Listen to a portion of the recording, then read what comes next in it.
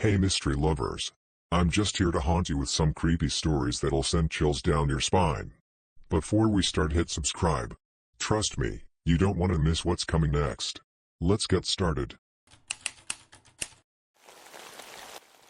I miss the scorching wind of Andalusia. The way it pours sunlight onto your face, toying with your eyelashes, pressing dry sand against your cheeks. It dances through your hair, leaving behind the scent of the valley, musket fluff ripening in the afternoon breeze, glistening like forbidden fruit under the sun. God, I missed it. And now, as I stand here, high above the valley, that familiar warmth feels tainted. From this hilltop, I can see it all, the house where I grew up, the white chapels nestled like scattered pawns among grape orchards. El Jardinito Road cuts through the landscape like a scar, winding its way through the old town, dappled with jagged rocks and fading into the horizon. Headlights flicker erratically in the distance, trucks groaning as they trudge along. And yet, it's not the view that grips me. It's what lies behind me. The trail I climbed, hidden and forgotten, starts just off El Jardinito, a muddy, spindly path no one pays attention to. Why would they? It's just another pit stop for truckers, another patch of sand where they pull over to relieve themselves. They never see it. But I do. This trail. It's mine. It always has been. It brought me here, to this hilltop where everything ends. Every year of vagrancy. Every moment of fear. Every sleepless night. It all ends here. But for now, I wait. I let the valley's beauty sink into me, filling me with a bittersweet calm. The air is heavy, like it's holding its breath. And so am I. He will show up soon. He always does. He's like a shadow, limping, wheezing, relentless. And there he is now. I see him, that crooked figure rounding the sharp bend off El Jardinito.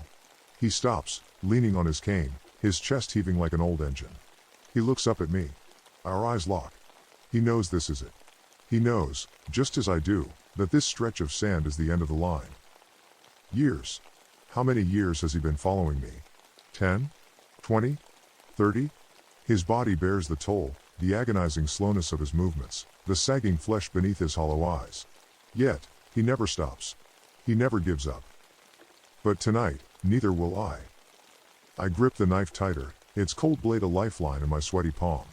I can feel it, the sharp edge that will finally put an end to this nightmare. He's closer now. His steps echo like ticking seconds on a dying clock. I crouch behind the rock, waiting, heart pounding. And then, I'll strike. This ends here, on this hill.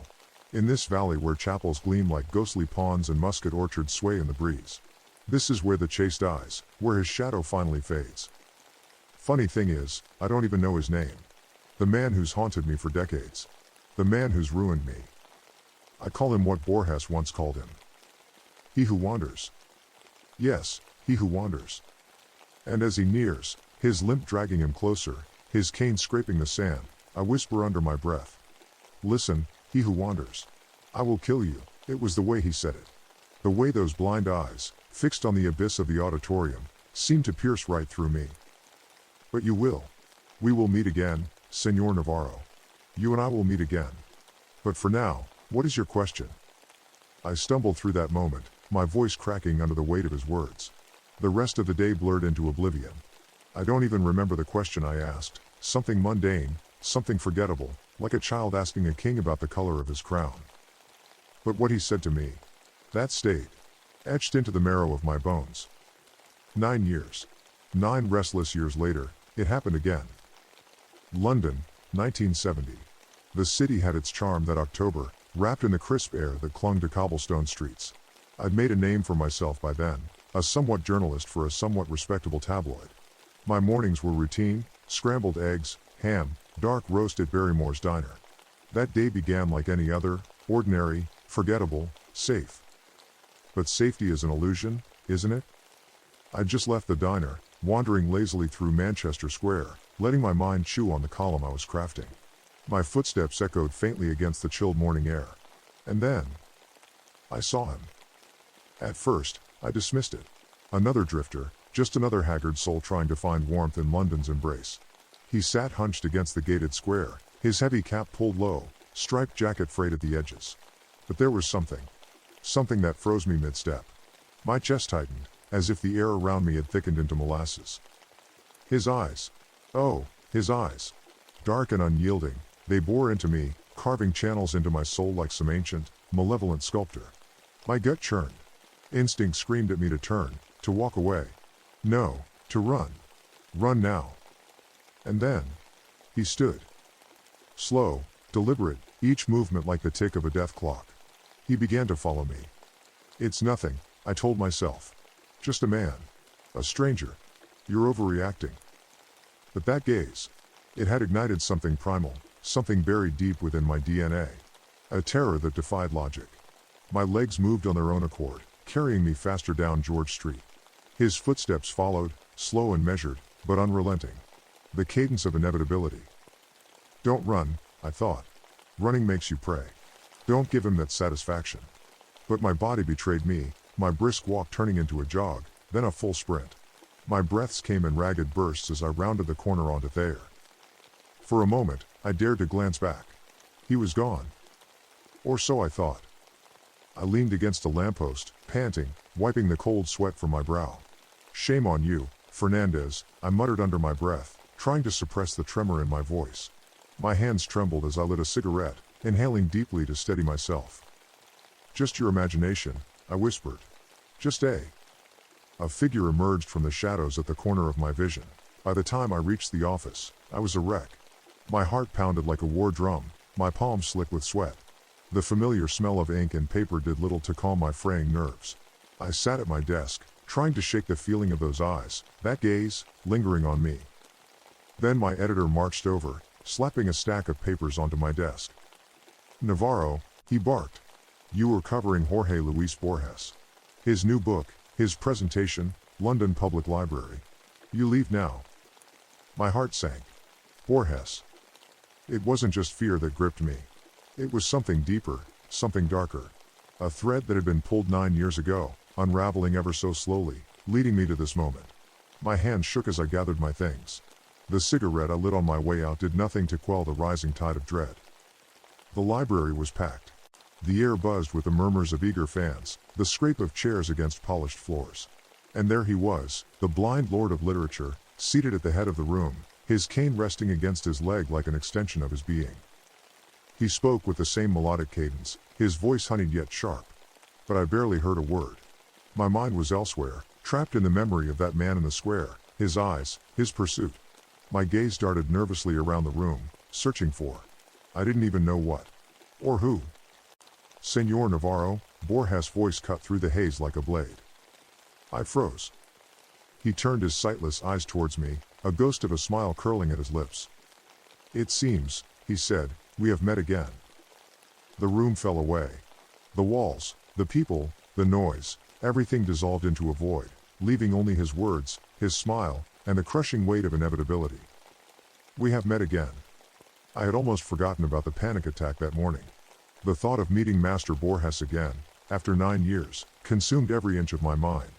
The thrill was intoxicating, surreal, as if time itself had conspired to deliver this moment to me. I sat in the back of the cab, gripping my notebook tightly, scribbling furiously. What should I ask him? El Informe de Brody? Perhaps other works? No, forget all that. I knew exactly what I would ask. When the cab pulled up to the London Public Library, I threw a crumpled note to the driver and bolted out. The marble steps leading to the Grand Hall felt endless as I climbed them, adrenaline pushing me forward. Inside, the hallway buzzed with life, journalists swarmed like a hive, each one vying for a closer position to the stage. I shoved through the crowd, unapologetic. My target was clear, the front row. I had to be as close as possible. Quick check, wallet, notepad, Swiss knife, always carried for no reason in particular. My heart raced as the seconds crawled by on my wristwatch. 4 minutes left. Forget the morning sickness. Forget Dr. Patel. Pull yourself together, Fernandez Augustine. Then, the room fell silent. His voice, though aged, rang out like a spell. Navarro. That's your last name, isn't it? My throat tightened. Yes. Yes, Senor Borges. But how do you? 9 years ago, in Cordoba, he interrupted. His tone was calm, measured, yet it struck me like a blade. I told you we would meet again. Do you remember? I nodded furiously, forgetting in my panic that he couldn't see me. Stupid. Perhaps, Borges continued, it would be more prudent for us to speak privately after the conference. I invite you to have coffee with me. You like Colombian coffee, Mr. Navarro? His blind eyes, unfocused yet piercing, gazed upward, past the crowd, past the chandeliers, as if he saw something we could not. The room seemed frozen in that moment, the weight of his words pressing down on me. My assistant will provide you with the address, he said. We shall meet precisely at 6 o'clock. The flashes from cameras erupted, a cacophony of questions and murmurs surrounding me. But I heard none of it. My mind was elsewhere. How does Borges know you? Are you friends? Raised in Cordoba, are you his son? I didn't have the answers. Not then. Here's a reworked version of your story with a chilling, suspenseful, and horror-inspired tone. It's written in the first person and enhanced with pauses, emotions, and vivid details to immerse the reader in the narrator's unsettling experience. I had almost forgotten about the panic attack that morning. The thought of meeting Master Borges again, after 9 years, consumed every inch of my mind. The thrill was intoxicating, surreal, as if time itself had conspired to deliver this moment to me. I sat in the back of the cab, gripping my notebook tightly, scribbling furiously. What should I ask him? Hélène Formé de Brody? Perhaps other works? No, forget all that. I knew exactly what I would ask. When the cab pulled up to the London Public Library, I threw a crumpled note to the driver and bolted out. The marble steps leading to the Grand Hall felt endless as I climbed them, adrenaline pushing me forward. Inside, the hallway buzzed with life, journalists swarmed like a hive, each one vying for a closer position to the stage. I shoved through the crowd, unapologetic. My target was clear, the front row. I had to be as close as possible. Quick check, wallet, notepad, Swiss knife, always carried for no reason in particular. My heart raced as the seconds crawled by on my wristwatch. 4 minutes left. Forget the morning sickness. Forget Dr. Patel. Pull yourself together, Fernandez Augustine. Then, the room fell silent. His voice, though aged, rang out like a spell. Navarro. That's your last name, isn't it? My throat tightened. Yes. Yes, Senor Borges. But how do you? 9 years ago, in Cordoba, he interrupted. His tone was calm, measured, yet it struck me like a blade. I told you we would meet again. Do you remember? I nodded furiously, forgetting in my panic that he couldn't see me. Stupid. Perhaps, Borges continued, it would be more prudent for us to speak privately after the conference. I invite you to have coffee with me. You like Colombian coffee, Mr. Navarro? His blind eyes, unfocused yet piercing, gazed upward, past the crowd, past the chandeliers, as if he saw something we could not. The room seemed frozen in that moment, the weight of his words pressing down on me. My assistant will provide you with the address, he said. We shall meet precisely at 6 o'clock. The flashes from cameras erupted, a cacophony of questions and murmurs surrounding me. But I heard none of it. My mind was elsewhere. How does Borges know you? Are you friends? Raised in Cordoba, are you his son? I didn't have the answers. Not then. The hours after the conference are a blur, but one moment remains crystal clear, etched into my mind as if by fire. It was the memory of his voice. His calm, deliberate tone as he said my name. I arrived at the hotel just before 6, the address written hastily on a crumpled slip of paper. My palms were damp as I stood outside his door. I hesitated. The air in the hallway was heavy, suffocating, as though the walls themselves were closing in. Finally, I knocked. The sound echoed unnaturally, like a drumbeat from deep within the earth. No answer. I knocked again. The door creaked open. Inside, the first thing I noticed was the bookshelf, an enormous, perfectly organized rack of books that seemed to dominate the room. Titles I didn't recognize, languages I couldn't read. My eyes scanned the spines nervously, my thoughts scattered. Then I heard it. The door swung wide open, the hinge screeching like a dying animal. And there he was. Borges stepped in, his cane tapping rhythmically against the floor, each sound louder than the last. He moved slowly, deliberately, his blind eyes staring straight ahead. Good evening, Mr. Navarro, he said, his voice like gravel scraping against glass. I froze. The air around him seemed to darken, as if shadows clung to him like a second skin. I've been waiting for this moment, he said, his lips curling into a faint, unnatural smile. There was something wrong with him, something not human. Senor Navarro, How kind of you to visit this old man. The voice froze me for a moment, a strange mixture of warmth and eeriness. I took a hesitant step toward him, words fumbling out of my mouth like loose stones, something incoherent, like, "The pleasure is all mine." He half smiled, gesturing toward the chair by his side. "I know you'll enjoy the taste of Colombian dark roast," he said, sinking into his chair with a deliberate slowness, the carved cane still firmly in his grasp. And then, as if waiting for this exact moment, he leaned back slightly, his milky, unseeing eyes seemingly piercing through me. "Do you know the greatest advantage of being blind?" His voice lingered, teasing the silence. "Blind men don't need light. So my utility bills are far lower." He chuckled, a dry, rasping laugh, as though entertaining some grim inside joke. The sound scratched against the room's heavy air, only broken by the faint shuffle of his assistant bringing in a tray. The rich aroma of coffee filled the room like a spell, wrapping around my senses, stirring something deep within me. Borges' face grew solemn as he raised his porcelain cup with a trembling hand, took an elegant sip, and then spoke again, his tone sharper now, like a knife pressing against skin. "I will get to the point, Señor Navarro. About why you are here. And why I remember you. I know you have questions, many questions. I will answer some. Some. But not all. When you leave this hotel, there will still be questions. Questions only you can answer." I nodded, feeling a strange unease coil in my gut. "Have you read my book of imaginary beings?" "Yes," I murmured. "Too many times to count. In Spanish first, then in English. Never in order, always random, like wandering through a maze with no end." He nodded approvingly. "Good. Then you understand. That book reflects a labyrinth of the mind. Of imagination. A living thing. But, there was one being. One I chose not to include." His voice lowered, dragging me closer like a tethered moth. "A being called Quietus Est. It appeared in myths across centuries, across continents, and yet, Señor Navarro," he paused, his breath shallow, "it is no myth at all." The room seemed to contract around us as if the shadows had gathered to listen.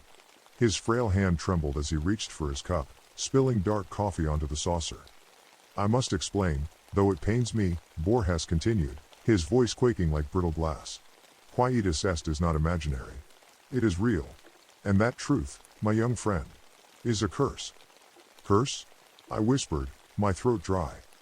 He turned toward me, or so it felt, as if his lifeless eyes could truly see. "Yes. You see, the gift we humans have is ignorance. We live our lives without truly understanding our mortality. But imagine if you could see death. Not as a concept, not as folklore, but as a living entity.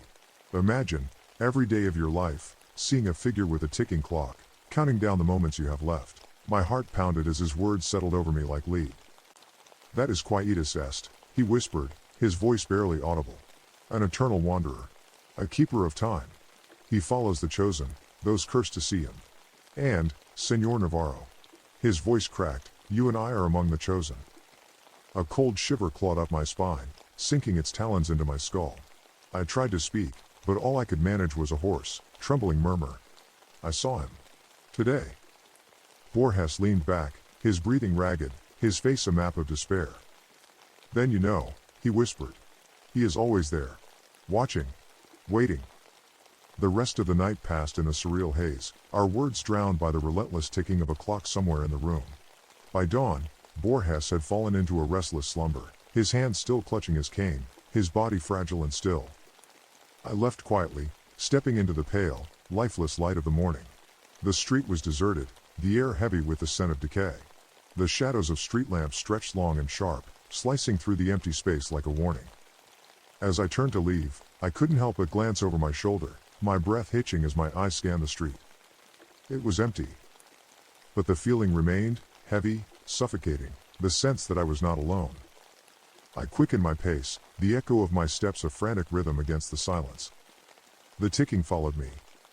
And I didn't dare look back. He wasn't there. But he was. I could feel him, not far, just close enough to freeze the blood in my veins. The musket orchard stretched below, swaying softly, like a memory I couldn't quite grasp. Echoes of my childhood hung in the air, just out of reach, like the last notes of a guitar string played in a cavern. The more I tried to focus, the more the memories slipped away, leaving me hollow. "You took them from me, didn't you?" I spoke the words aloud, though no one was there to hear. Wait, mortal. Just a little longer. And you'll know everything. His voice echoed inside my head, heavy and calm, like the weight of a stone sinking into deep water. I looked down the trail, and there he was, still climbing, his steps slow and deliberate, his body bowed by the years of this pursuit. He was almost here. Almost at the end. And so was I. Borges had warned me. Don't look him in the eyes. Don't let him get too close. He will follow, always, like a shadow. And if he gets near, run. Run, because he will never stop. And I had run. Across towns, cities, continents. I evaded, but he always followed. I thought I was clever, thought I could outwit him. I checked into a shabby hotel, hidden in the basement level room B6, thinking a new place, a new bed, could protect me. It didn't. That night, I opened the door and stepped into the dark, musty room, lit only by two thick yellow streaks of streetlight spilling across the floor. The air was heavy with dust, the kind that sticks in your throat.